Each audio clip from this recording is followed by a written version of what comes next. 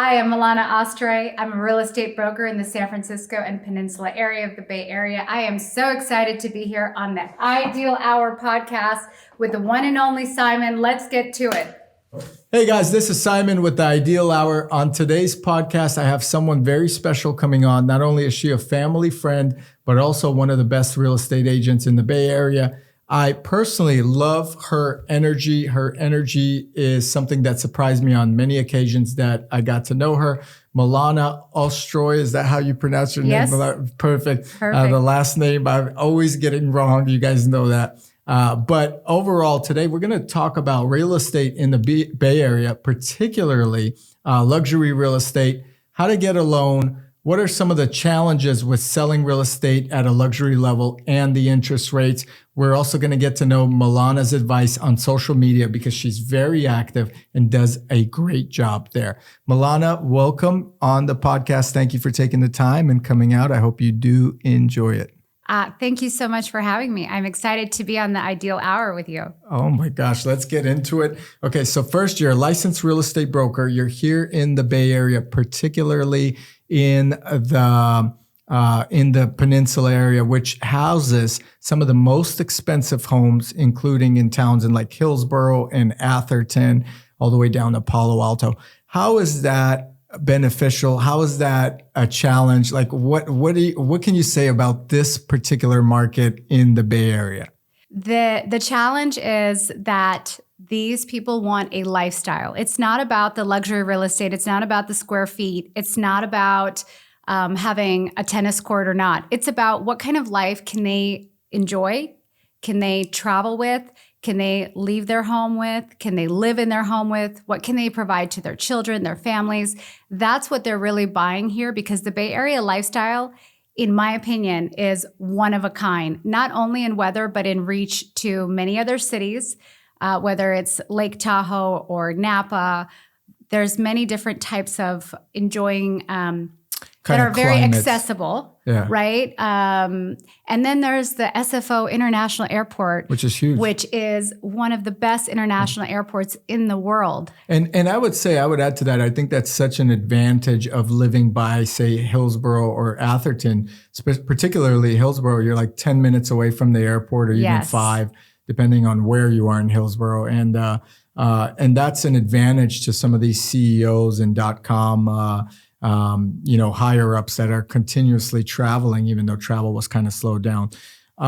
As a real estate broker or real estate agent in this area, what are the advantages? Because like your listing comes up, but you probably never see listings rarely below $1 million. I mean, it's kind of unheard of in this area. I mean, entry level is really hitting the 2 million mark in the Bay Area, which is considered super luxury around the rest of the country. Yeah. Like in New Jersey Housewives, you could see a $2 million home and it looks like it costs $25 million here. Yes. It's kind of crazy, right?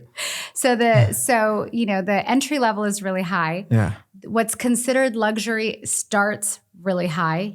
Our median values are between 2 and 4 million. And then really above 4 million is kind of what we call luxury market. Mm-hmm.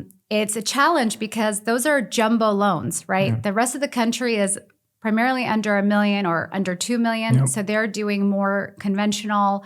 They're able to take advantage of other types of financing tools like FHA. We, on the other hand, are challenged by that because our loan amounts are significantly higher. And that's why most families that we do serve, especially in the entry-level market, need multiple income streams to qualify. But we are also in the Bay Area, and the Bay Area is a very tech area. And one thing about the tech industry is that they don't just compensate their employees on income, they also compensate with stocks. Mm-hmm. And these stocks, when they go IPO or when they just rise in value because a new tech comes out, that makes these people stock rich. So now they're able to leverage not only loans, but they're able to leverage stocks in order to buy real estate or get other investments. Do they have to sell their stock to leverage it or no? So they could No. just say, hey, you're putting like a lien on it, or there's an agreement that if something, Yeah. So, a lot of my clients who are stock heavy, but really believe in their companies or don't want to liquidate their stocks because during liquidation, it's a taxable event. I see. Also, if they feel that the value is going to go up, then they don't want to give away what they believe will be the future upward value. Yeah, So what they do is they leverage it and borrow against it at an interest rate for a time. And then, then they refinance into a conventional, maybe it's easier to refinance than to do a purchase, or maybe it's the fact that they don't want to pay the high interest rates. So they're going to pay a lower interest rate by going this way and then refi out when the rates go down. There's many, many different reasons, but I've seen people do it with stocks, with life insurance, and with 401ks. You know what? We're actually going to get into that further because there's so many ways. There's this big challenge of getting a loan nowadays, whether it's an investment property, your own property, but with the interest rate being so high, not as many qualify. So you have to have creative financing or get to that level where you understand what are alternatives. And we're going to cover that on this episode. The Bay Area's prices, some thought, well, the interest rate's going to go up and continue to go up, or it has gone up. The Bay Area prices, however, I haven't seen them fall drastically.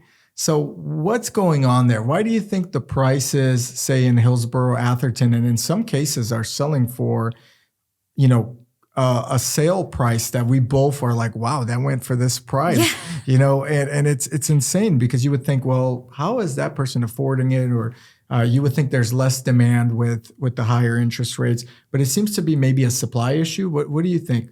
So there's multiple issues, but it all goes back to supply. The lack of supply is going to create a situation where the market's going to sustain and prevent itself from crashing. There's a few factors that I talked about. First of all, there's very low inventory. For the first time in the history of America, over 40% of homeowners own their homes outright. Oh, wow. Out of the 60% remaining, over 90% of those homeowners have an interest rate of 3% or less. Wow, which is incredible. So they're not motivated to move, to refinance, to pull out. They're motivated to stay. Yeah. And a third factor that a lot of people don't take into consideration is that in our history, housing generally moves into the life cycle of the human, right? So you have kids, you need a bigger home, you move. Your kids move out, they go to college, you move. Yeah, you don't need a 7,000. So you have an upsize, downsize. That's not happening because the largest generation of homeowners today are the baby boomers, and the baby boomers like to age in place. I see. Additionally, their children have an affordability issue. They're moving back in. Is they're moving back in. So the inventory that would have normally come from the human life cycle is not coming from the biggest base of homeowners in America. Interesting. So all of that put together is really what's driving the fact that there's no inventory. People are not motivated to sell. It's keeping the prices up. While you are seeing price reductions, I think the price reductions are more because sellers are still of the mindset that, prices are jarring up, and buyers are of the mindset that the market is crashing. So what you see is this both mindsets taking time to adjust, which is what's keeping people on the fence. But the price adjustments is more about that, or it could be that, the pricing strategy wasn't on point with what the neighborhood value is. It's unbelievable. And you're absolutely right. I read all the time about how the generation that's coming out of college is not really able to keep up with their loans, but they're also not able to find a job at certain times. So they're moving back in with the parents. Now, for the parents out there, that kind of burdens your retirement plan. There's jokes out there, can't wait till the kid turns 18 so I can live my life again and so forth. But it seems like a lot of kids are moving back in. Some are saving, but some are actually staying. And we've seen that in the Bay Area as well. All right, let's get to the next question. And by the way, guys, I do want to say Milana's energy is so cool. I always, anytime I meet her anywhere, she's got this smile, she's got this beautiful energy, and she knows the Bay Area. In fact, I want to talk a little bit about, before the next real estate question, you've also had a place in Miami. Yes. You've also had a place in Lake Tahoe.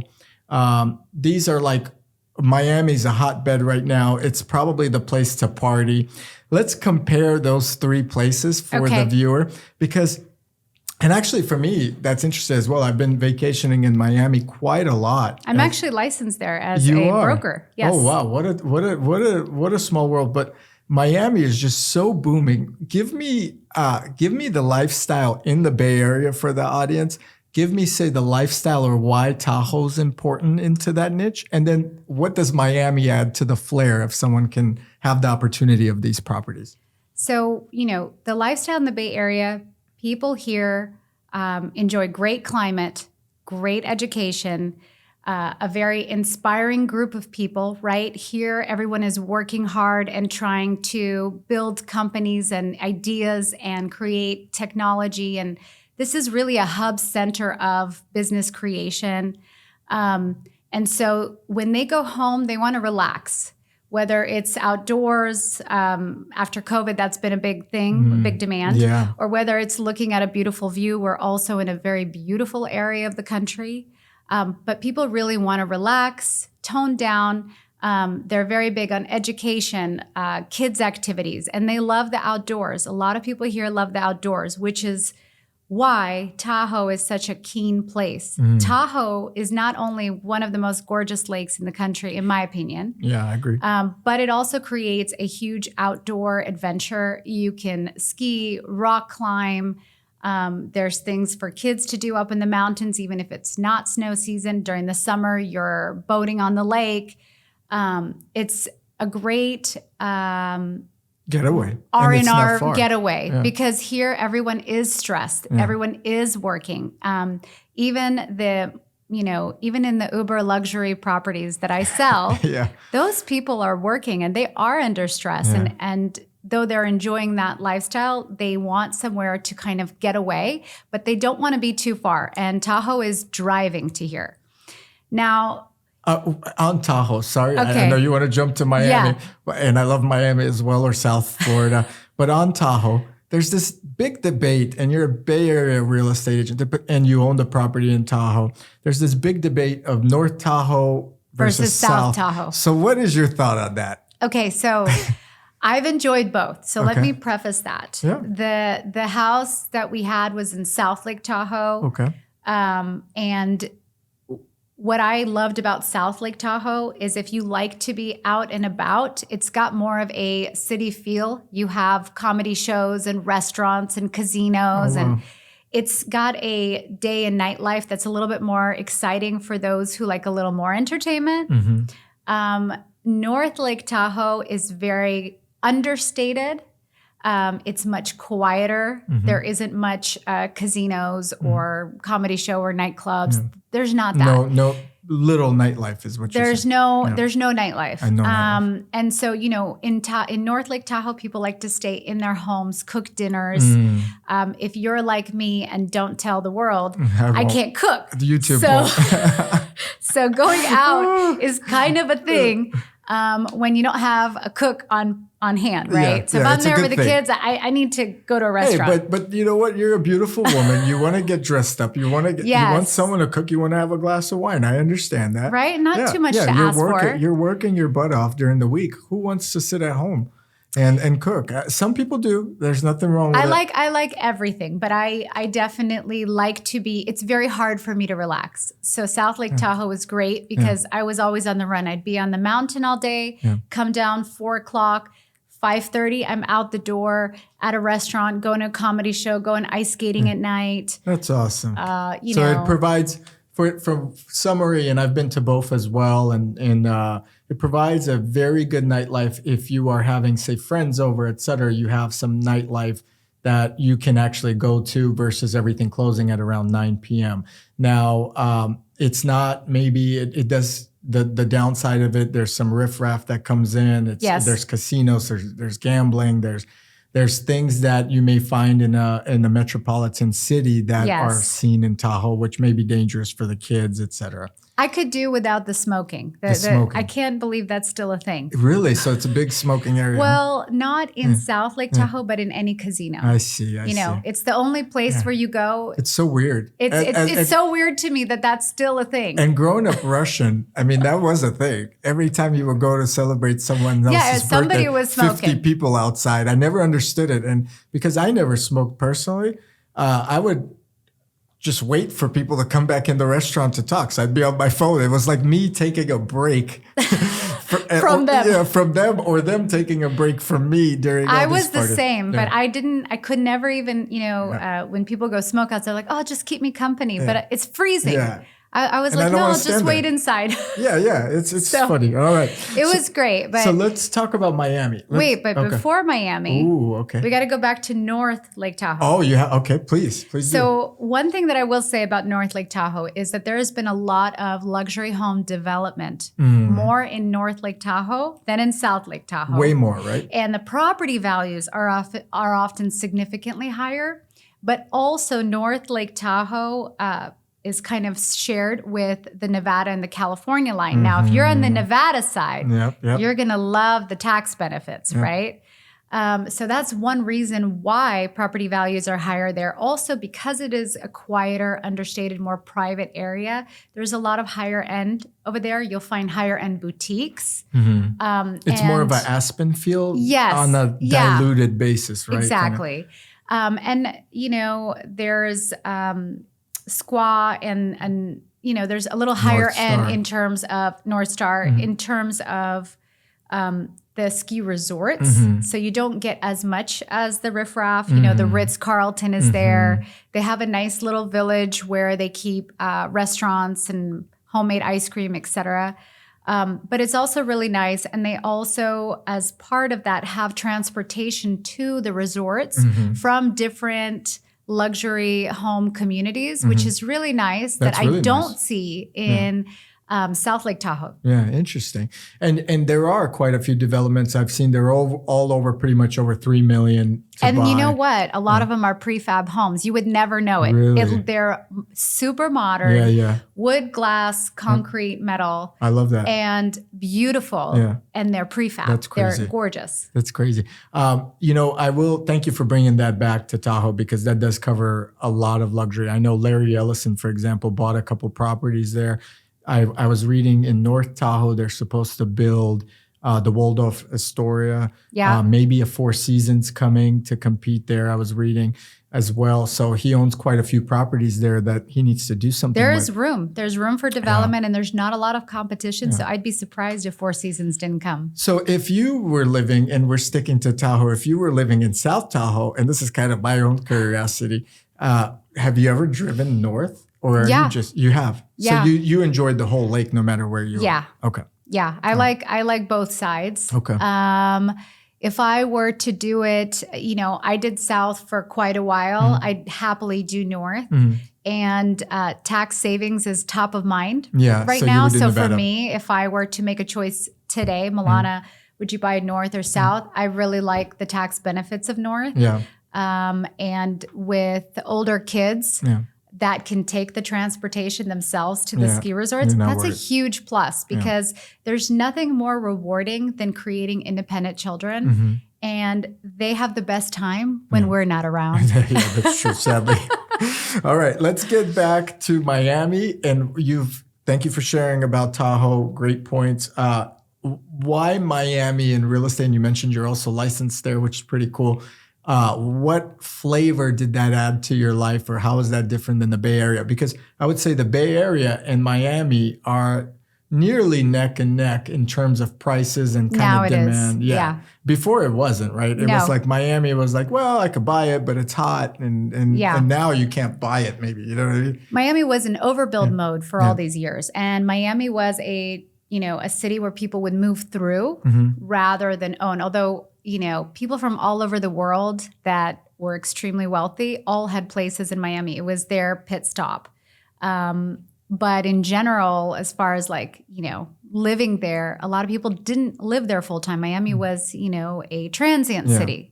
Snowbirds, they called them. Yes. Yeah. Miami is completely different than the Bay Area in lifestyle and housing. I would say lifestyle there is about networking. It's about working, but working isn't the number one priority. Which is cool. Miami and, that region of Florida is not have a great thick middle class, right?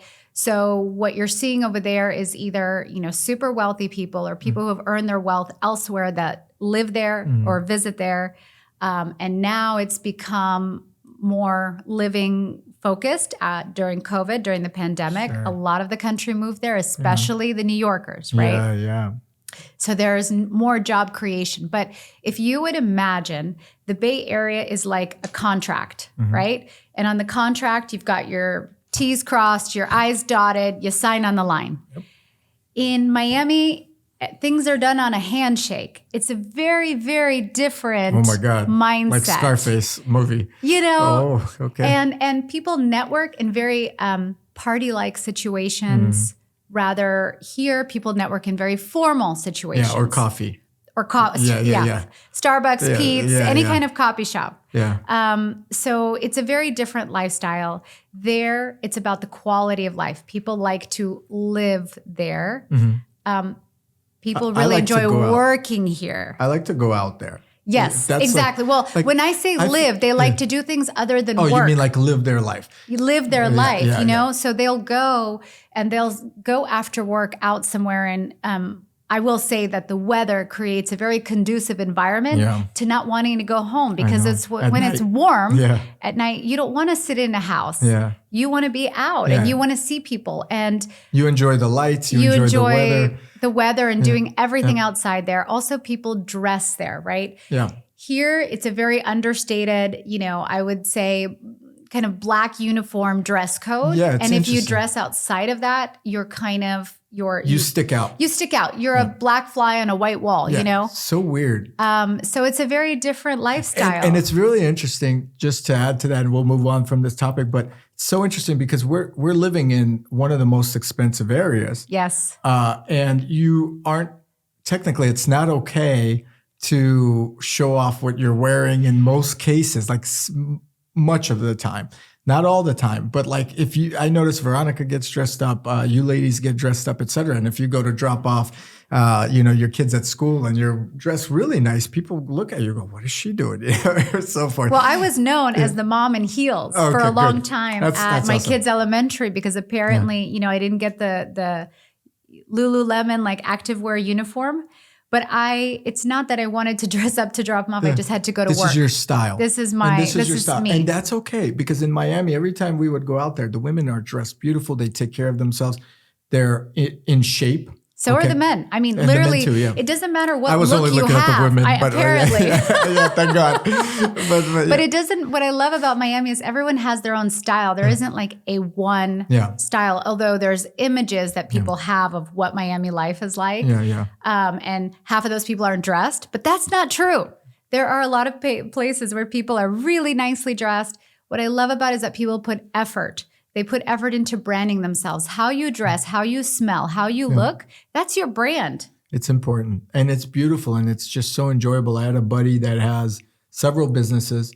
He has come out here. We went to a business meeting and catching up, and he has a place in Brickell. Oh yeah, love Brickell. Yep, and we go out. I'm not going to say the restaurant's name here because it wouldn't be nice, but we go out here.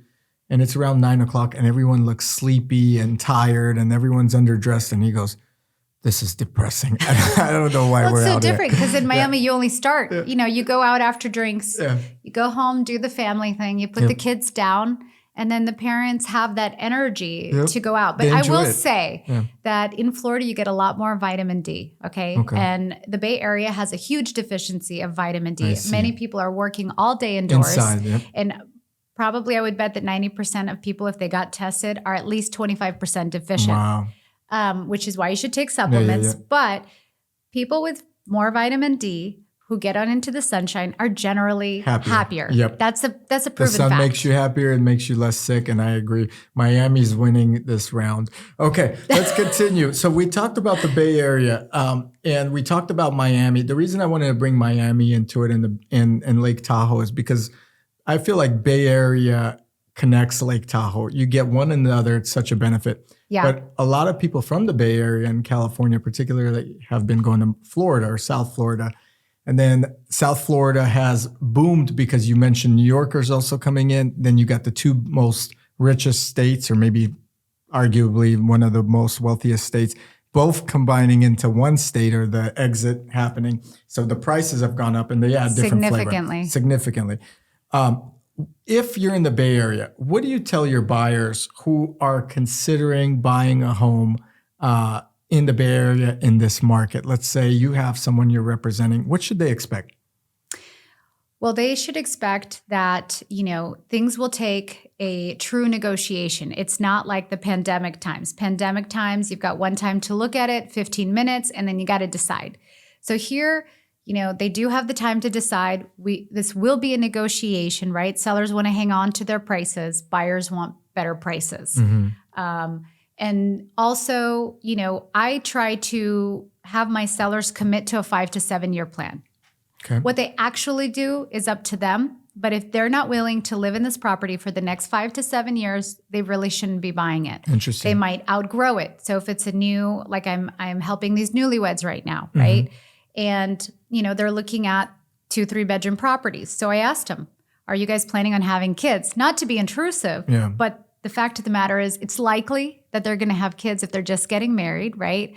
So I just want them to be able to not be in a position where they have to move and take a loss in case the real estate market makes a shift. Yeah. Because in real estate, you'll always win if you don't have to sell during the downtime, same as stocks, right? Yeah. It's a common thing. So you just have to be able to carry it through there. Do I think prices are going to come down? Actually, I do not. Yeah.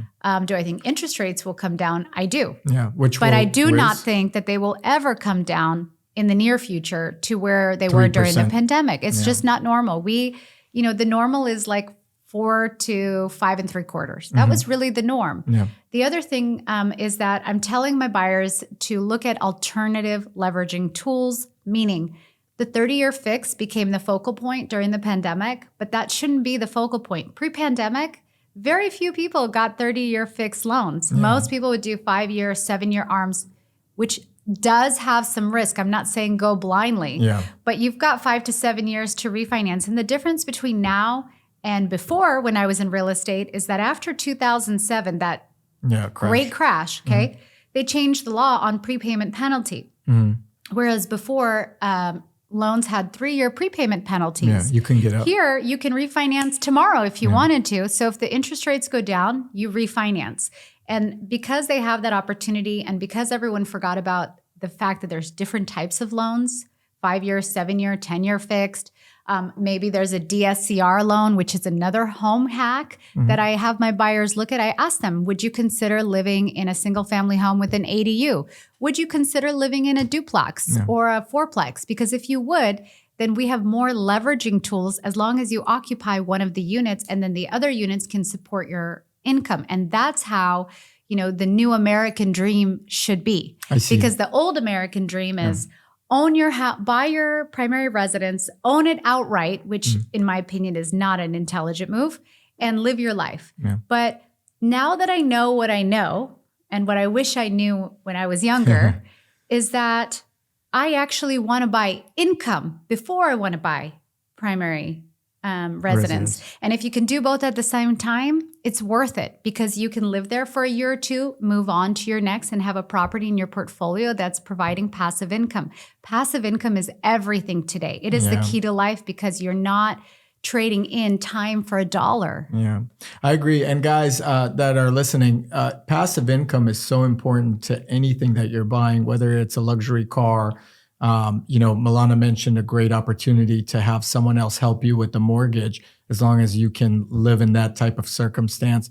It's actually a very smart move. But passive income will get you through retirement. It'll really allow you to have the things, I think, if you invest in now, the things that you want later. Yes. So renting your properties, keeping them, getting someone else to pay them down, and increase the value. Remember Monopoly? I grew up playing Monopoly. Did you? Game, yeah. Okay, so you'd buy your 3 properties, right? The same color. And what would you do? We'd put houses on them. Yeah. So buy your land, buy properties where you can add value. Now, California during the pandemic passed one of the most revolutionizing laws that we've seen in property. The ADU? The ADU law, right? The additional dwelling unit. Now, every property has a right to an additional dwelling unit. What's interesting is in the Bay Area, especially in San Francisco, where I sell, there's no land to build an ADU. So they're allowing the ADU to be those illegal in-laws that we used to sell. In the Sunset. Yeah. Sunset, Richmond. Which some people would get sued for years down the line because, and what Milana's talking about is in the Sunset District of San Francisco, for those that aren't in this area, you would have like a basement in-law unit that people would rent out. And I think a lot of, whether you're in the Asian community, Russian community, et cetera, all of those, the whole Sunset would be rented out. And technically it was not legal because it's not a legal unit. And now the city has allowed people to apply for legal ADUs, so to speak. Exactly. And you know what? Those people did the house hack first. Yeah, absolutely. They right? did. They're like, we can't afford it, but if we just get a couple thousand. Someone always lived downstairs of a friend's house that I didn't know. Absolutely. And now it's legal. And on, Peninsula and in Tahoe and other areas where you do get bigger plots of land, you can actually put a second home on it. You don't have to rent it out. You can use it for yourself. You could build a gym. You could build a sauna. You could do things, but you could also build a secondary unit. And the thing is that if you look at price per square foot, you're talking about adding $1,000 per square foot on average to your property value. You're really maximizing which, that property. If you don't want to sell, great, but you also have forced appreciation. So you can go back to the bank and say, hey, I just built another 300 square feet. Let me borrow. Now my property is worth more. I want to cash out. And when I say cash out, I don't mean go shopping. Okay. When I talk about cashing out, I talk about taking that money and investing it into another passive income opportunity. It could be a second property. It could be a business, but anything but shopping. Yeah. Would you invest, if you do a cash out refinance, let's say, would you invest in, say, another multi-unit? Would you invest in, you're in real estate, so that's probably your direction. I do everything real estate, but I would say I would invest in multi-unit, warehouse, anywhere where I think there's going to be value, future value, or value to add. Or I would also do trust deed investing if there was enough arbitrage between the cost of borrowing and the rate of return on being the private money lender on the bank side, not the borrower side. On the bank side. Yeah. Very cool. So guys, you heard it, ADUs. The cool thing I want to add to the ADUs is they get approved in California. So if you're in California, the town... That's the fastest. It's faster than a remodel today. It's a stamp over. They can't deny it. It's like a California law. And you could add, I think it's 800 square feet or 850 or even up to 1250. Max, but it depends per the area because you have the California law and then you have the county law and sometimes they don't align. So you'll find that occasionally you'll have some riffraff there. Yeah. But it's a pretty quick approval and it's definitely something you should be doing. All right, let's talk about the tech industry here, how that affected the Bay Area real estate, how it has affected you. Do you think when the tech industry came in, and I would say even international investments, has that been great for the Bay Area or any people that are looking to buy homes? Because not everyone's a CEO or a VP of Facebook or Meta. The tech has had drastic ramifications on the Bay Area that are, in my opinion, very beneficial. Because first of all, as we spoke about the airports nearby, so these tech companies, this was a great hub for them because they can recruit employees from all over the world to come here. They can also travel to business all over the world. And so that makes it a really great thing. The tech world, so I've been in this since 2001 or 2. It's been a really long time. That is a long time. So over 20 years and, way before Google and Amazon and everybody went public. Yeah. Which is cool. When they went public, you just had oceans of millionaires, right? Because they were able to cash in those stocks, those things that we don't get as regular employees, not in the tech industry, unless you're buying them. Yeah. And so it has created a huge amount of wealth. It has created a huge amount of tax collection for our state, which our state needs it. And it has driven property taxes up. It has driven property values up. But it's good because it has also driven everything around it. The education, quality of services, quality of people, quality of life. So I think, in my opinion, it's a great thing for the Bay Area. And there's a reason that the Bay Area is a hub, has been a hub, and will be the hub. Although you hear like, yes, this company moved to Texas and this company moved here, but the talent is coming here. And the Bay Area housing is housing this talent. So the Bay Area is going through kind of like a reset or recycle, however you want to put it. There are, you mentioned companies moving out. I think Larry Ellison, for example, was upset with the way San Francisco's run, and then Elon Musk, same thing. Bounced. But he came back for Twitter. He did, but he might move that thing out. Apparently, he's not paying rent, from what I read. I don't know. It's not good for me because I own a condo a block away, so it has not worked in my favor. Elon, get back in there, get the people back in there.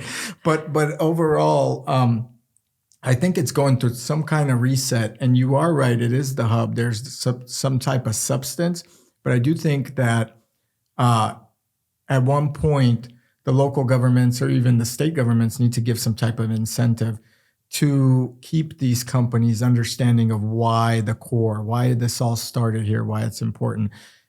To save taxes in Florida or in Texas, it's a big thing. If you're paying 10%, that's marketing budget, right? Yeah. So overall, I think we need to see a rebirth, and I would love that. And I would love to see downtown again kind of be rebirthed. I have a theory that I think what's going to happen to San Francisco downtown, which was something that they proposed years ago that never came into fruition, was, remember they proposed like all these billboards. They kind of wanted to make it like Times Square with advertising and so forth. Yeah. I have a feeling for some reason that in the next decade or so, we're going to see San Francisco rebirth into like a mini Times Square. I don't know why. I don't know if it's good or bad. That's my crazy theory. That would be great. I think that, in my opinion, while other states can offer huge savings, they're very corporate friendly. And California has been very protective of its people, which I understand where they're coming from. But I think we need to do some corporate incentivizing. The issue is that California's population, and this is not a lot of people are talking about, has like tripled. Yeah. Okay. But there's been only a certain amount of homes built. In fact, across the United States, I read yesterday that only 76,000 new homes were built for the entire population. That's crazy. So we have a huge disparity between housing and the population. Which is good for real estate pricing. Which is good for real estate pricing in a sense. Yeah. For the younger generation, it's creating an affordability gap. Yeah. But I think we need to find a happy medium because we want to attract the talent. We want to have that here. And I think what's going to happen to downtown is it's going to be a mix of what you said. But I also think that they're coming to grips with the conversion of the use of space possibly into something else, into more residence or more open workspaces, because we chopped up into these formal old buildings and there's a lot of opportunity to create great residences there. If they do create a residential area there of any sort, they're going to need restaurants and post offices and laundromats, which would be Pilates like the industrial revolution for San Francisco. Interesting. Yeah, that totally makes sense. Billboards and advertising is a must for downtown San Francisco because it's the only way to add another income stream there. And there's great eyeballs there. You're talking about some of the most smartest, motivated, knowledgeable people in one area cultivating in this, financial and tech hub of the world. So why not grab their attention? These are the people that they want. And if I owned a building down there, I would slap 4 billboards if I could, because it's great income. Residual income. And I rather see a billboard than pay $20 to drive in there, which is something they were like proposing around that price. All right. So tech money is good. It's created a lot of creativity. Just to sum it up, yes, it has raised prices. If you're a homeowner that got in early, that's great for you. If you're coming out of college, this may be something you need to have patience. Go back to the parents. Go back to the parents, save up, just like a lot of traditional migrant families have done, live with them, and then buy your first property. I will say that right now, there is more people sitting on a ton of equity. And if I were a parent today sitting on a ton of equity, I would pull it out and buy an income property that I would then gift my child for her or his future residence. Like rented until they're ready to move in. So basically you're saying like cash even out. if you've got little kids, I've got 2 teens and a newborn. Yep. And there's nothing I would want more than to buy each of my children a property. Yep. I will use it as passive income for now, but then they will have a property that's more paid off and that they will own, because who knows what the future holds. But right now it's looking pretty grim for the younger generation. You're basically saying, hey, now I need to think for the next generation. Purchase, cash out. If you have equity in your property, you would take that equity, invest it into another property, rent it, get your passive income. Because if it just sits, it. you're losing money. You're losing money to inflation, for example. Yep. I know, I grew up with parents who said, you buy your house, you own it outright. Forever. Like Monopoly. Yeah. But that's entirely not, in my opinion, the best financial strategy. And I've seen I study how people make their success. And a lot of people make their success maybe in a job or a business. But at the end of the day, they all play real estate. Yeah. And they're never owning all their property outright. Good debt used for income purposes is okay. And I think that that's where, the older and the newer generations need to start understanding how to manage debt so it's good debt and not have bad debt, and put that into income. Yeah. And guys, for this particular topic, I made a video, good debt versus bad debt on the channel. Yep. And bad debt is like buying a car that you're going to blow money on that is not going to appreciate, buying a piece of jewelry that is not going to appreciate. But what Milana's talking about is buying real estate that will appreciate, that also will get paid off by somebody else. And then you could bestow that or give it to your children to better their life situation. And it's not a taxable event when you gift it to your, children. Up to $5 million, or is it more now? But somewhere if someone's getting an over $5 million property as a child, I'd like to be adopted. Yeah. Please, me too. Well, I will share rumors up there and I'll be on the West Wing. But what's funny is $5 million in the Bay Area is kind of a small place. So we would see each other often.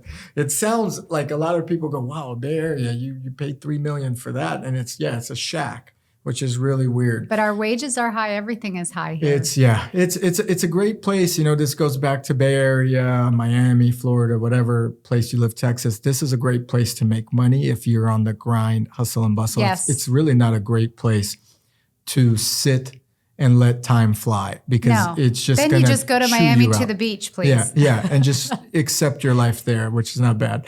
It'll chew you out. It's a place where I see people doing 2-3 jobs, barely making it in terms of payments. I see people up one day, down another day. It's a grind here. It's not a relaxing lifestyle. It's not a relaxing life unless you got to. That's why relaxation at home is so important here. It adds so much value. Whereas in Florida, where people relax out all the time, they don't look at their home tired. As a relaxing place. That's funny. That individual that I mentioned earlier to you when we went to that dinner, he goes, I come to the Bay Area to relax. What do you mean? He's like, oh, this is like so chill compared to Miami because I'm out every night. Someone wants to go to there. And I'm like, oh, wow, this is weird. All right, let's talk about selling a property. Let's say someone's interested in selling a property. Obviously, we're going to link you below where they could find you. Selling a property, what should a seller understand? What should they do to their property before selling it, like the pre-prep to get the maximum value out of their property? Well, that really honestly depends on the condition of the property. So, generally when I come in, I'll take a look at the entire property and I'll say, okay, if we leave it as is and just, do paint touch up and stage and, clean up, this is how much we're going to get.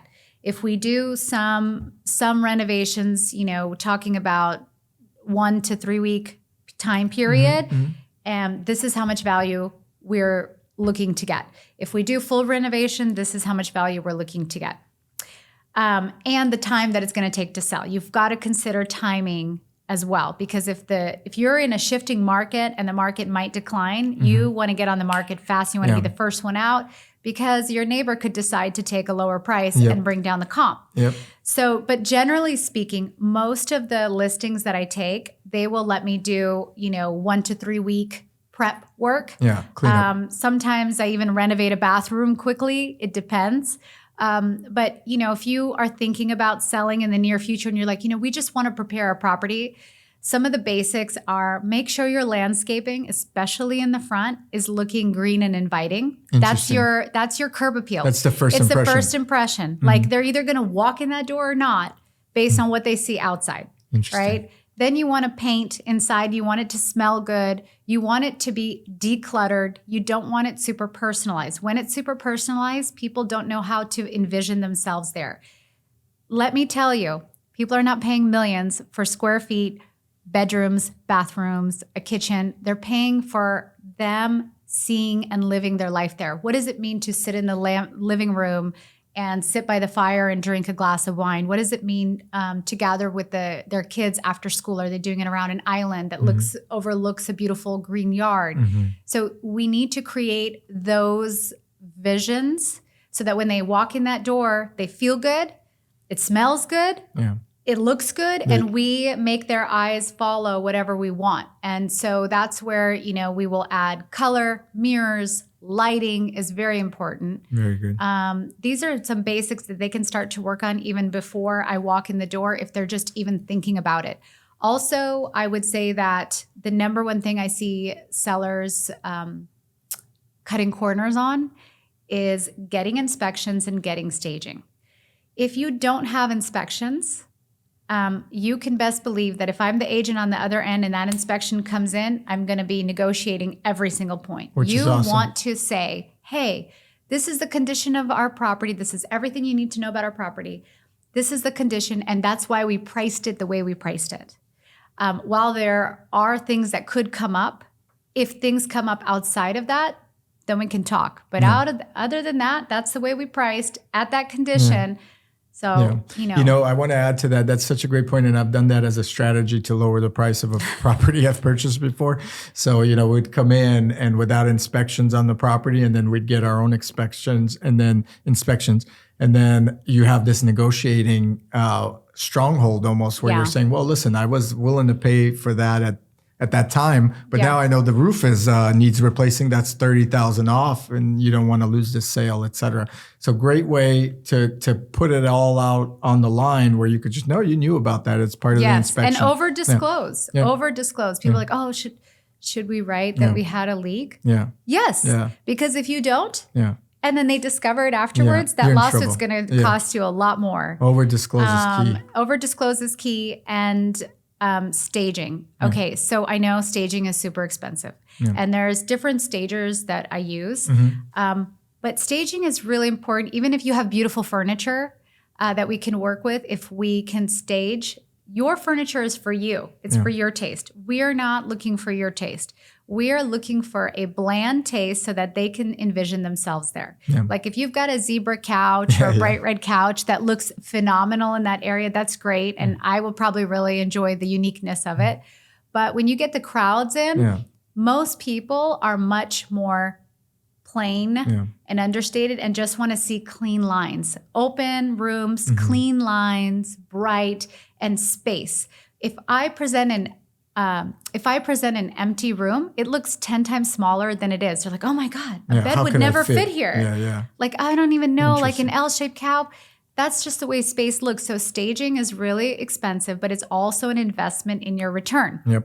So cleanup, staging, very big investments. That could mean adding a value of X amount of dollars to the bottom line of the sale. You'll get it back anyway because you just up. Yeah. So sometimes sales. when my sellers have problems with it, I always this recently happened. Yeah.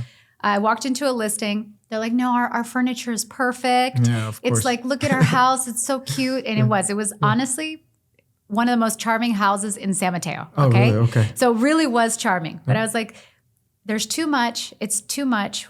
We're going to move everything out and declutter. So I did that. Then when I changed the light fixtures, he's like, oh, no, but it's so pretty. And I was like, I know. It's totally beautiful for you, but we need to just do it for the crowd. And then when it came to the carpet, so in the master bedroom, there was a carpet, okay? It was dirty. It was, turning yellow. And I was like, the house looks newer, but we need to change the carpet. That's where he took a firm no to me. Oh, boy. And I said, okay, you know what? Forget everything I said. Here's the deal, okay? Don't pay for the carpet change, which at that time was $2,200. I said, if I told you I can get you $50,000 more and you had to spend $2,200, would you do it? Nice. And he goes, yeah. I said, perfect. That's all the permission I need. Yeah. The $2,200 will come later. I'll pay it out of pocket if I don't get you that $50,000 more. Of course, we got $150,000 more. But the point is that people have this holdup. And, my father, he used to tell me, don't trip over dollars to pick up pennies. You can't do that. You've got to look at the big picture. Yeah. So I'm not saying, spend a ton. Yeah. And I definitely treat my clients' money like my own. Yeah. But it is really important because it does make a difference in the perception of the condition of the home. That's what you are controlling. I had another real estate agent on the podcast recently, and she also put in a very interesting analogy. It's like, hey, if you go sell your car today and it's super dirty, you're going to probably wash it first, right? You're going to clean the inside. Yeah. Or you're going to get a lower evaluation at any of these dealers. So you got to present everything that you sell. It goes back to branding, to presentation. And let's talk a little bit about branding and presentation. I've seen you on social media a lot lately. You have been putting out content a lot. Not only are you putting out content with great energy, in my opinion, you're also giving very insightful information on your Instagram. I haven't checked out your YouTube, but we'll link it below. And tell me about social media. How important has that been for you to gain clientele or get your brand name out there? So social media has taken front and center, honestly, in the world. It's like if you're not on social media, you're not relevant. If you're in a position where you need where you're in a public job, right? Sure. If you're a tech employee, you don't need this publicity. Yeah. You don't need to be putting yourself out there, right? But in my position, you do. And it was one of the biggest challenges for me to get onto social media. I was the anti-MySpacer. I don't know if you remember MySpace. Oh, I remember MySpace. This is the second podcast in 2 days that mentions MySpace. It's so crazy. It's weird. But are we getting old, or is this what's happening? I definitely feel 28. I don't know about you. Okay. 29. But yeah, I wasn't on MySpace. I wasn't even on Facebook. I was the anti-social media. I just didn't have time. I wanted to work hard and spend time with my family and friends. But now it is connecting people from all over the world. I talk with people from all over the world. Yeah. I get inspired and motivated by people from all over the world. And I have found that I am inspiring and motivating. It's a giving thing. It's also a lonely thing because, it's me, myself, and I. Everyone, thinks it's so glamorous, but it's really me, myself, and I. Yeah, it's work.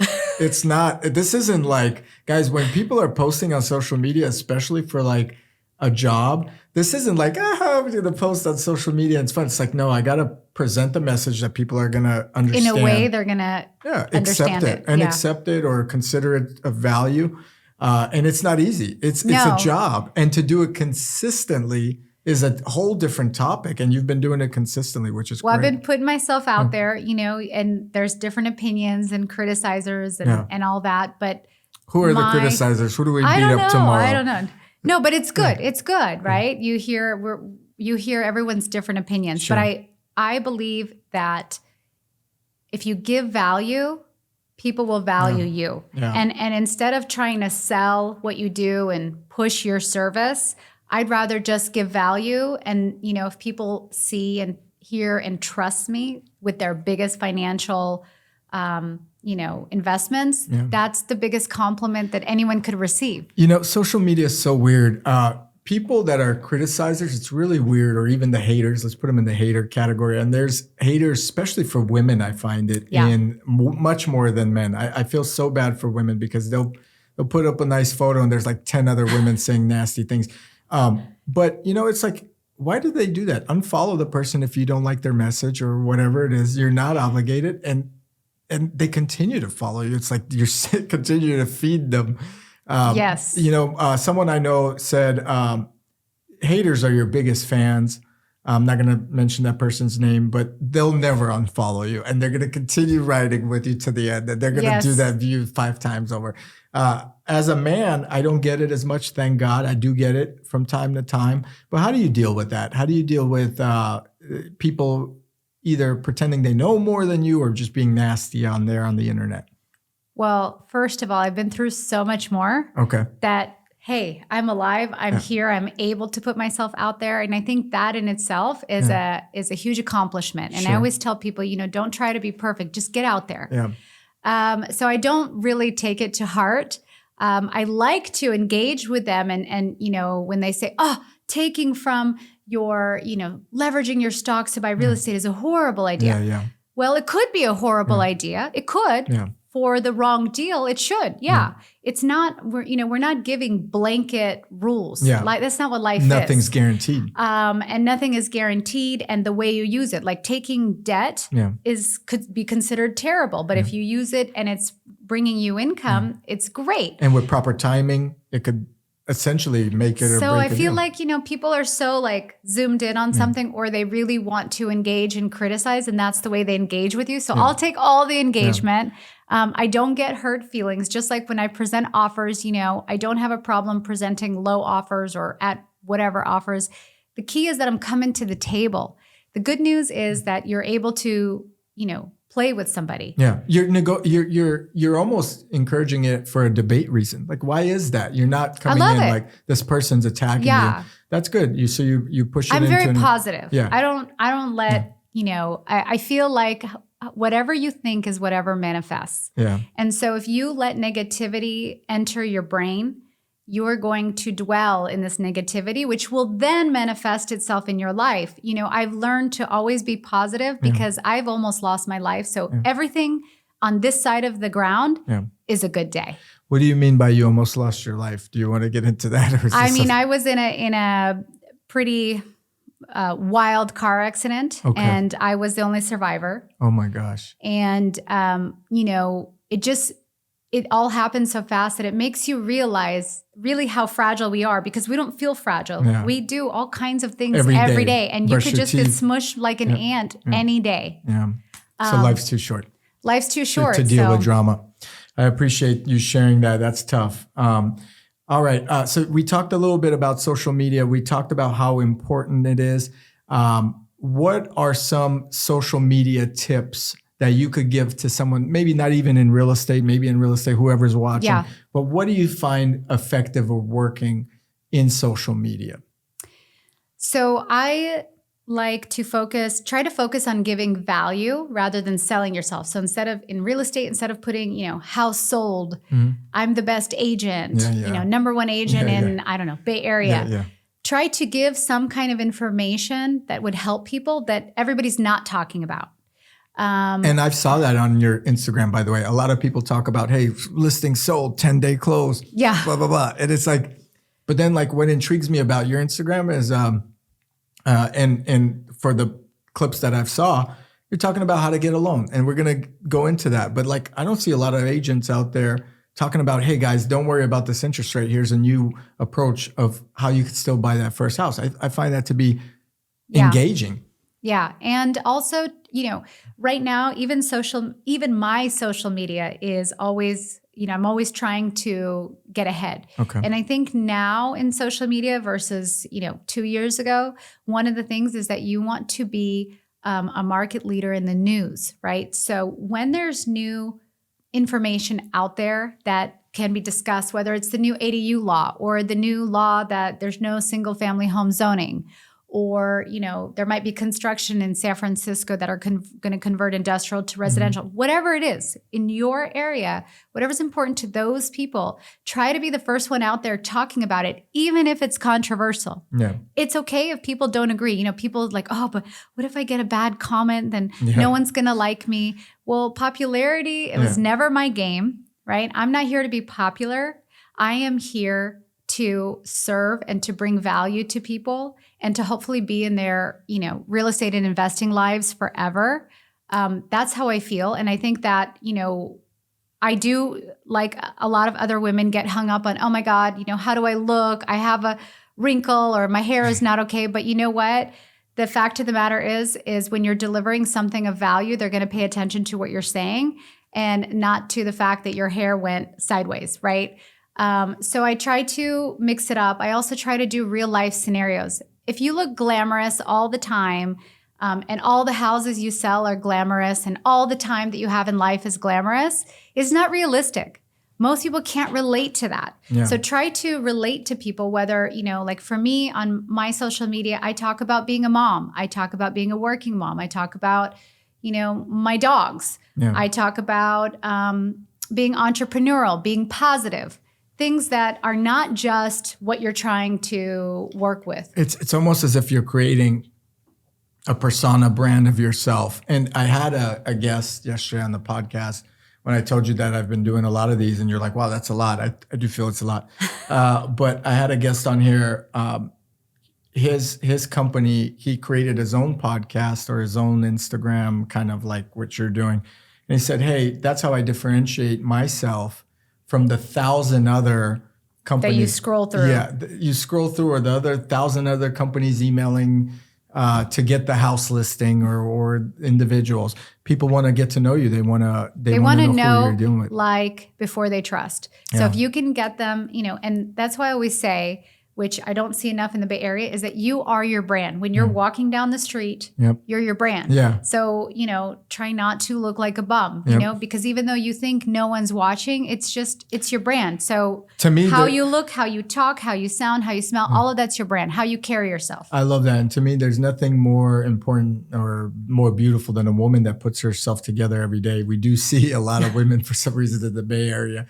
It looks like they haven't showered. And I've had these discussions. I've seen men like that. There's men like that too. It's not just women. I look at women, but it's not just women. It's everybody. And in fact, I'll be honest with you, I'm one of those bums. I'll wear a same shirt or a different shirt. But same shirt's okay, right? But, just smell good, look put together. No, I shower. Don't wear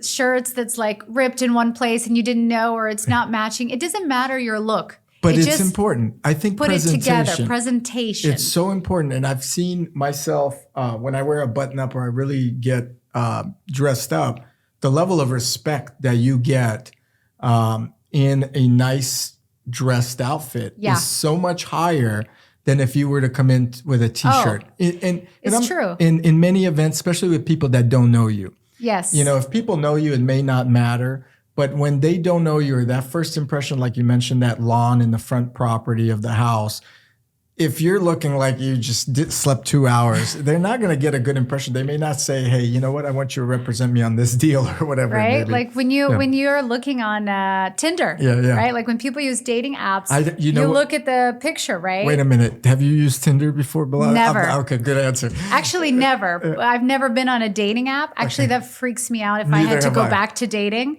But I definitely had friends did. And I recently made a reel about, shopping for a house is like shopping on Tinder, right? Wow. You look at a picture and you scroll, right? Do you swipe? Not yet. Zillow hasn't come up with that feature, so maybe this is a new good business. Thing we should do. A swipe left to buy the house, swipe right for something I'm not interested in. Actually, it's not a bad idea. It's a really good idea. Okay, guys, editor, cut this out. Milana and I don't cut it out. Okay, but let me ask you a question here. With Tinder, I have a funny thing about Tinder while you mentioned it. My wife and I met during the MySpace days, and which is like really crazy. at that time, Tinder wasn't even around. And I remember going out to like the San Francisco in the Marina District with a bunch of buddies. And I'm like, and I see them all on their phones and they're just like swiping. And I go, dude, there's girls here. Like, why aren't you guys talking? Look at that one. They're like, no, this is better. And they're swiping left and right. And I'm like, what are you guys doing? It completely killed. I couldn't understand it. It completely killed the dating scene of a natural conversation. Yeah, it's very unnatural. It's really weird. But I'm glad I wasn't in that era. And I think you are Me as well. too. Let's talk about interest rates. Let's get back to real estate. Talk quickly about interest rates. We're also going to talk about some ways of getting some financing, because I think that's a big challenge for people. And then on your Instagram, there's so many creative ways, and we're going to go into it. Interest rates. You've mentioned, hey, they're hurting. They're not killing, but they're hurting potential buys. How have you been able, as a real estate agent, to your clients, to the seller and the buyer, depending who you're representing, give them advice to overcome this high interest rate or a higher interest rate that we've seen? So it is a higher interest rate. It is going to be temporary. You know, the feds were trying to grab a hold of the inflation, and now they're basing their last move on unemployment. Unemployment, unfortunately, was not a great number to focus on because it includes part-time workers, and we're going into the holidays, which has inflated the unemployment rate. So in that sense, I don't think, interest rates are going to be that high for that long. I will say this, for buyers on the fence, the interest rates will come down. You will buy today when there's less competition because of the rates, and then you will refinance to a lower rate. So it is temporary. You do not need to go to a 30-year fixed if that's the most expensive plan. You can do a 5, 7, 10-year fixed. Or interest only to get through. And you can do interest only options. A lot of people, like I said, are stock millionaires, 401k millionaires. And a lot of people also do self-funding through life insurance, which is a whole other boat. If you have options to think about, use them. If you've got parents with money who are willing to back you until the interest rates go down, use them. But if not, you're going to go to financing. If you are, a millennial and you just want to buy your first home, you want to buy your first property, which is really where a lot of the people are at right now, I would say that going and buying an investment property might be easier. And you're talking than a principal residence. Multi-family units, or just it doesn't have to be, because remember, a single family home now can be converted to 4 units, or at least to a single family plus an ADU, depending on where you're at. But why that's interesting is because there's a loan called DSCR loan. I was going to ask you about that today. I saw it earlier today. I swear to God, I took a screenshot, like a screen recorder. You're like, remember to ask Milana. And I was like, remember to ask Milana. She might know something about this. Okay. Go into this DSCR loan. So the DSCR loan is a loan that's based on the rental income. So let's say we're looking at a duplex, right? Which would be, in my opinion, an ideal first-time home buyer who doesn't have a ton of kids situation. Sure. So you would live in one and rent the other, or you would, rent out both. And then when rates go down, you can afford the payments without having a tenant, you can move in.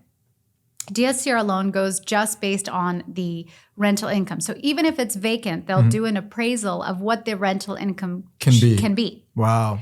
So, it's created another stream of people being able to qualify for a loan. Also, if you're buying a duplex or even just a house with an ADU in the bottom or, the lenders will consider the rental income of that ADU to help support your mortgage payments.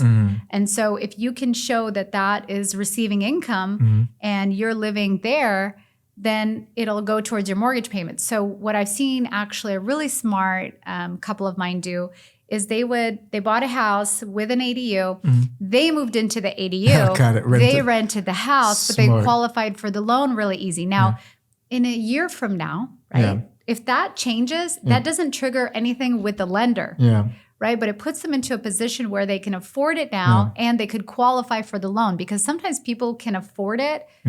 But don't qualify for the loan. Because remember, America is built on credit. It's not built on cash. So when somebody walks in with $2 million cash, the lenders are like, no, thank you. Right? This is weird. This is weird. You can't just walk in with a bag of cash. They want to give you money to make money. Exactly. Yeah. So this is why there's a lot of more opportunities with people who can be flexible living situations, or, go and get some rental income property, and then you can move in later on once you've got your financing structured. And the rates go down, you'll refinance. It'll be easier to carry the debt. When the rates go down, all those home buyers on the fence, they're going to run. Yeah. Right? So the competition will go up, which will then again raise drive the price. prices. And remember, the win in real estate is on the buy side. Yeah. Okay. It's not on the sell side like so many people think. Great point, guys. The win in real estate's on the buy side. You always make money on the buy because you're buying at a discount. Yes. The real estate's going to continue to go up. People are going to want houses. There's a there's a population influx versus the amount of homes being built, supply and demand. It's going to go up. You got to make money on the buy. Great points. And another thing to add to that, DSCR loan. The DSCR loan, I saw that often it's stated. So you may not even need an income statement, or they will run a credit check. They will get information on you, but they will only verify what they need in their underwriting that's crucial for them. And what they care about is that the property can basically sustain itself even if something happens to you. Got it. And then the question with the DSCR is it's not the big banks are doing this. It's mainly a mix. Oh, wow. So it's not like super small banks. It's not your traditional Wells Fargo, Chase, B of A, right? But it's going to be big lending houses.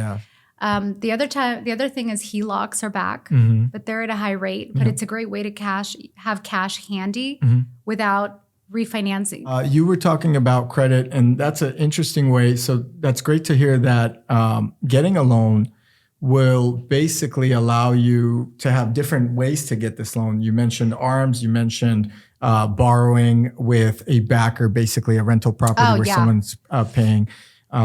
That's a very good way if you guys are considering investment properties and you have a tenant there, you may be able to get a loan because the tenant is paying off your mortgage. That's excellent. What about 401ks? This was a big one that came up on your Instagram. Yeah.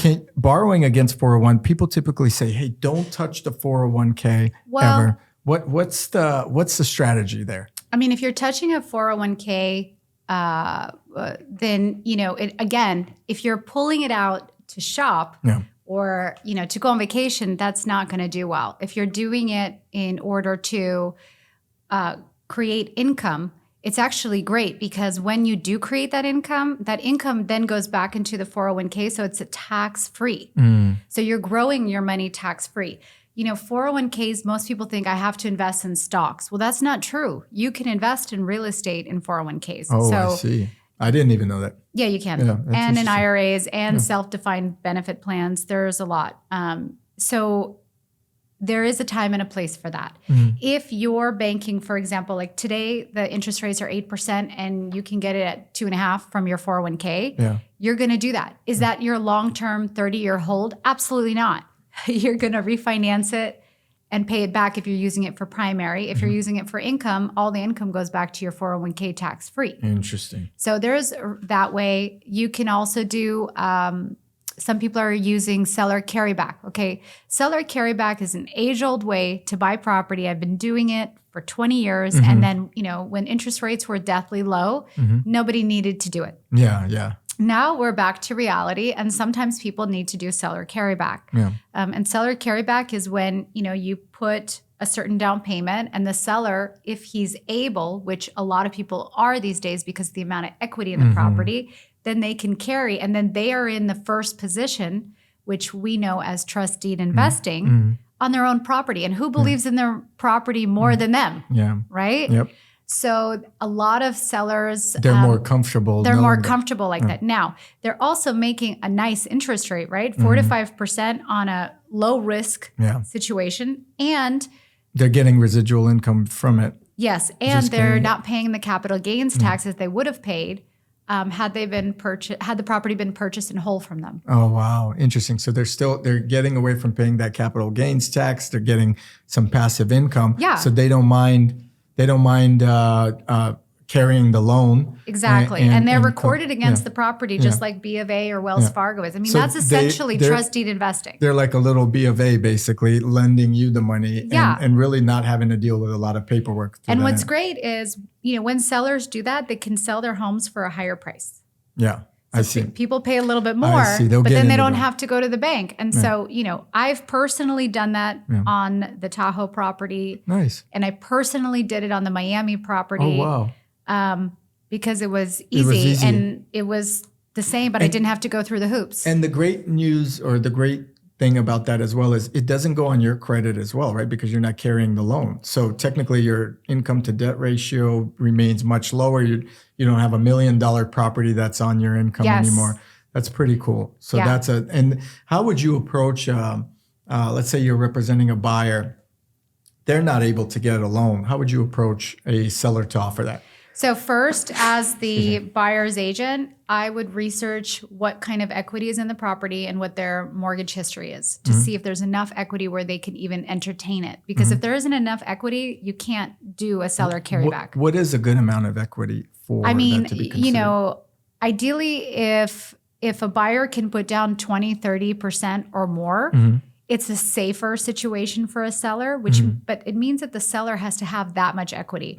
I see more, when we do seller carryback, I see 30 to 50% down. I see. Right? So these are people who are cash heavy, but don't have a long credit history or have something on their credit or have too many properties on their credit. There's many reasons. But they have some cash, but they don't have whatever credit. What's a typical seller loan or seller carryback loan? Carryback loan. What's a typical term limit on that? Or is that negotiable? If the banks, it's all negotiable. But generally, like I can say the one that I had was at 4%. Okay. I didn't mind paying 4%. I think at that time, the banks were at like 3.75.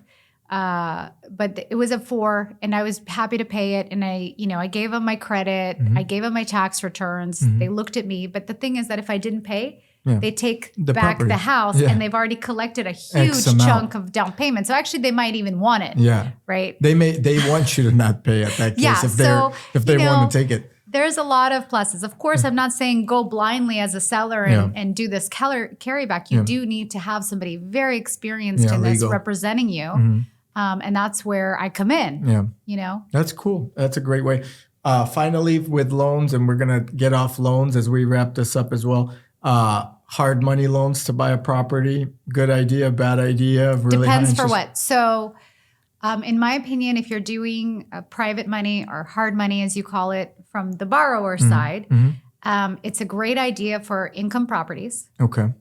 It's a great idea for business ventures. It's a great idea because then you look at the interest rate as a cost of doing business. Right? So if you calculate it into your expenses as a cost of doing business, it's really not that expensive. Yeah. Okay. So if you're, borrowing $500,000 from a hard money lender to invest into an income producing property and you're going to pay $50,000, it's just a cost of doing business, right? Because you're going to do, some improvements and that property is now going to become $800,000. So instead of you profiting $300, you're going to profit $250. Yeah. But without it, you're not getting that opportunity. Yeah, I see. There are some private money loans for primary residence. Not a fan of that.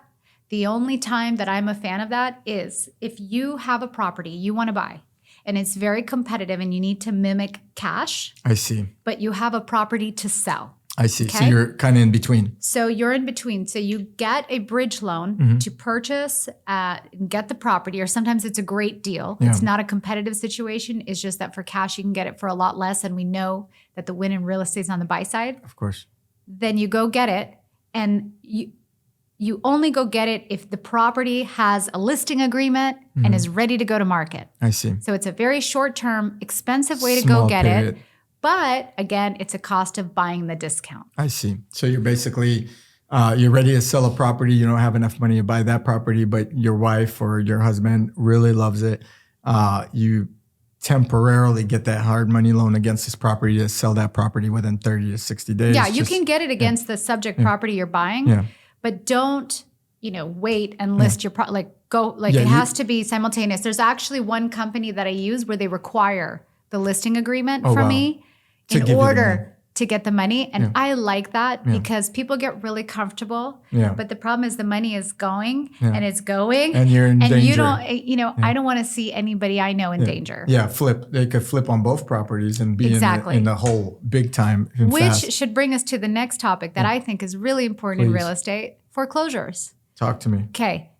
Everybody kept waiting for this wave of foreclosures, right? Heard. And everyone would say, oh, but the market's going to crash and there's going to be all these properties in default. Well, first of all, if these properties are in default, do you have all the cash, entire amount that you're going to stand at the auction steps and buy it in? Probably not. Yep. You can't leverage foreclosures, right? That's the first thing. Second thing, there is no wave of foreclosures. I remember last year and the year before, I was talking about this and people were saying, no, you don't listen to Milana. The market's going to crash. There's going to be waves of foreclosures. Everyone's going to lose their home. I thought there was too. And I was like, no, it's not going to happen. And in fact, we have the lowest default rate that we've had in our history. Crazy. It's 0.5%. It's crazy. So the reason it's not going to happen is because there's too much equity. Even if there are people in trouble, and there are people in trouble because there's people who are very equity heavy but have no cash.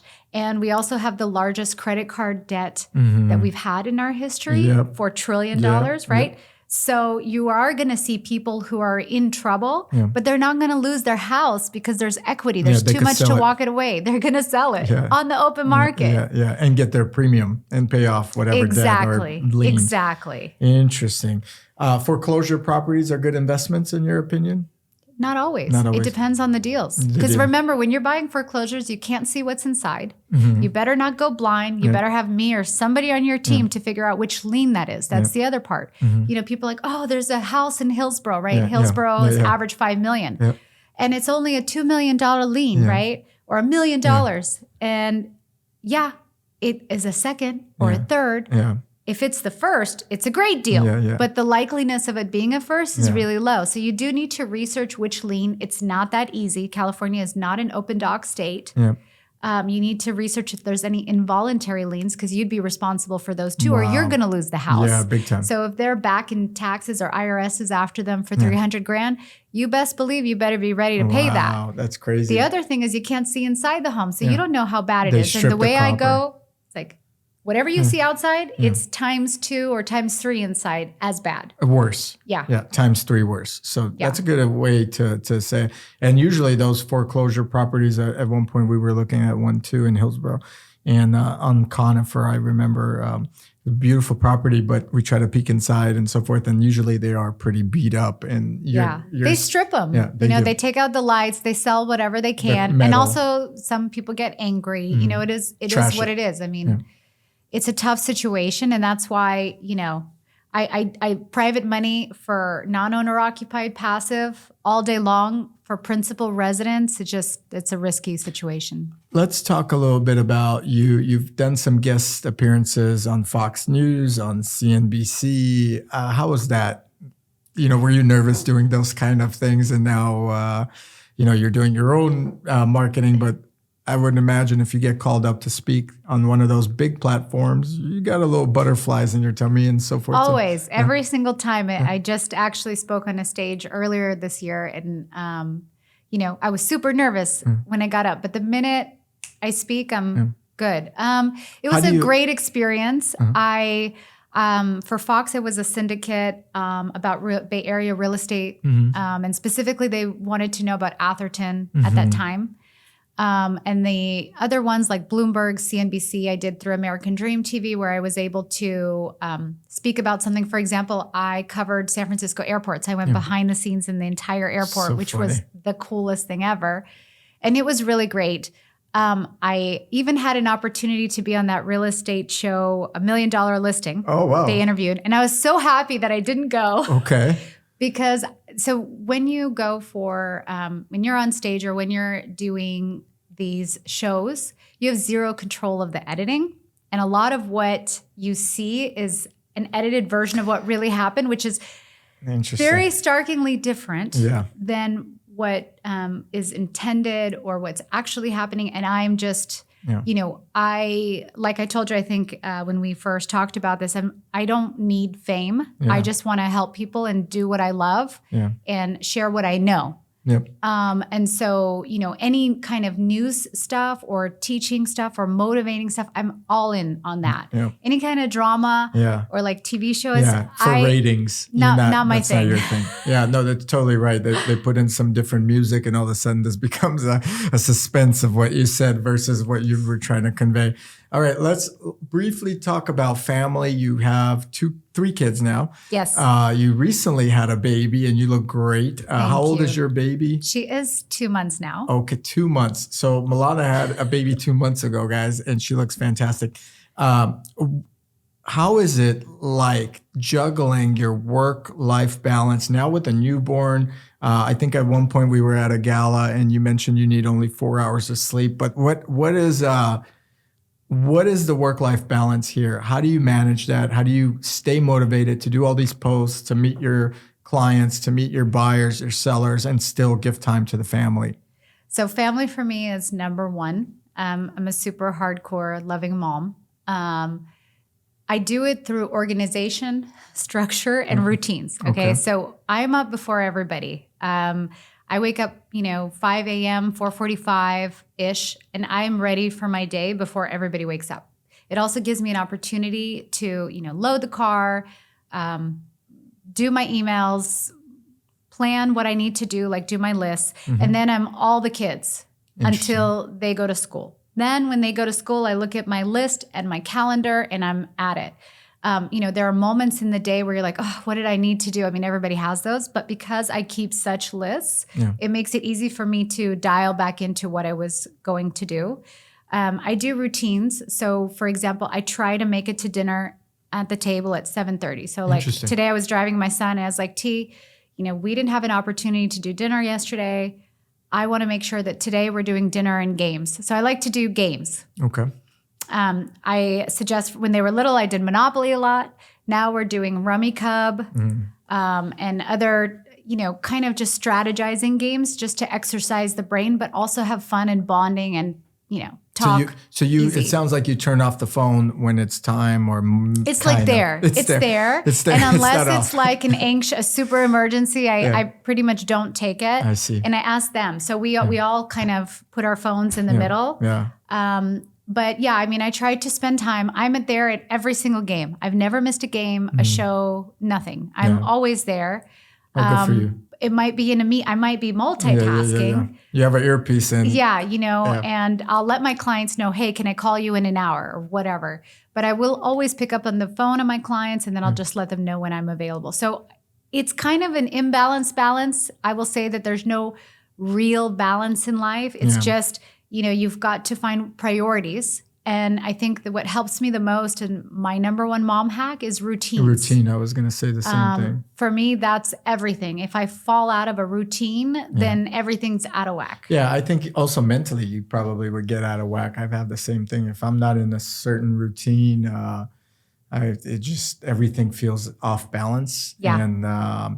And then it's sometimes hard to get back in that routine, but that keeps, I think, the juggling a lot easier, especially waking up before the day starts. I think before everybody. Yeah, it's so calm. If I don't, I love it. I will never get ready in time. Yeah. I'm a mess. Yeah, so I have to wake up early. Or enjoy that cup of coffee if you drink coffee. I do enjoy that. All right, Milana, over $500 million in real estate sales. She was on a couple big TV networks, luxury real estate in the Bay Area. She knows what she's talking about. Check out her Instagram channel. Of course, we'll link it below. Check out her YouTube. I believe she has a YouTube, right, Milana? I do. Right? And it was a pleasure having you here to share your knowledge. I truly appreciate the time. I hope you had a good time. I had a great time. Okay. I just hope that I added enough value for you guys. Not only to me, but to the viewers. I think this is great. I think it's something that I personally learned a few things from. I'm going to now follow up on these things, to invest here and there. I think the viewers definitely will get an understanding of not only the Bay Area market or why so many people are attracted to this area, but also the surrounding area. You mentioned Lake Tahoe. We talked about the next boom, Florida. or the current boom, I should say. And we really had a good time. Thank you for sharing your tips. You're welcome back anytime. Thank you. You know, guys, go follow her on Instagram. What is your Instagram on? Milana Real Estate. I love it. See, it's simple and easy. Thank you. And truly appreciate it. Thank you, Simon. Thank you. All right. It was a pleasure. Thank you. Okay.